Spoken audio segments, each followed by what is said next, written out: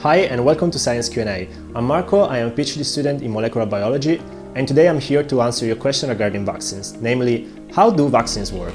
Before answering the question, I need to give you a quick overview on how our immune system works. Of course, it's pretty complex, but it can be simplified in two main components. To clearly explain that, I would like to use a practical example that I guess most of you would be familiar with, and I'm talking about measles.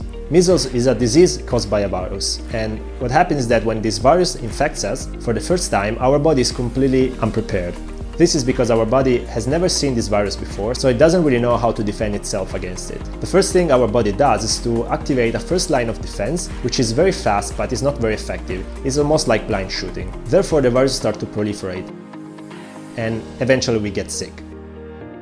And while we are sick, our body starts to produce a second line of defense, which is composed by antibodies, which is now very specific and potent against this specific virus. Thanks to this very specialized defense, now we get better, and from that point on, we will be immunized against this pathogen. This means that if the virus tries to infect us again, now our body is prepared and can kill it right before it actually gets us sick.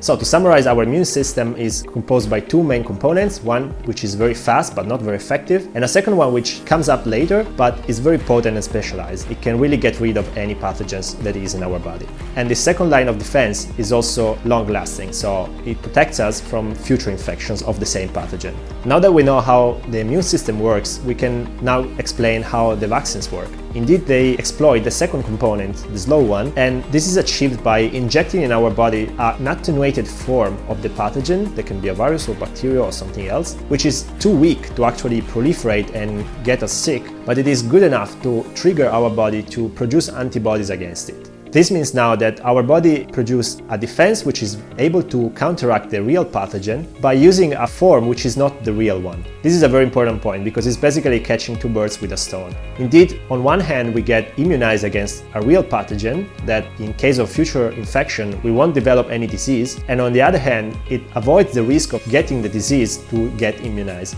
The reason why this is important is because some of these diseases can actually put our lives at risk. So with vaccines, we avoid taking these risks and we also get immunized, which is in the end the best compromise. Unfortunately, in the last years, vaccines have been the target of many fake news, which especially involve like a correlation between vaccines and autism. However, these are not topics for this video, but I will talk about them in a separate video that I encourage you to watch, which will be part of my quick notes series. There I will try to explain you why these are fake news and how everything started, because there is one big episode that gave rise to all of this, and how the scientific community actually validated the fact that these theories are not sustained by any evidence. So for today, that's it. I hope you found this video useful. If so, please let me know in the comments below. If you have any other question regarding vaccines or any other scientific topic, please leave it also in the comment below, or you can find me on Facebook and Instagram. The links are in the description, and the page is always called Drops of Science. Please consider subscribing to the channel so you will be notified every time I will upload a new video.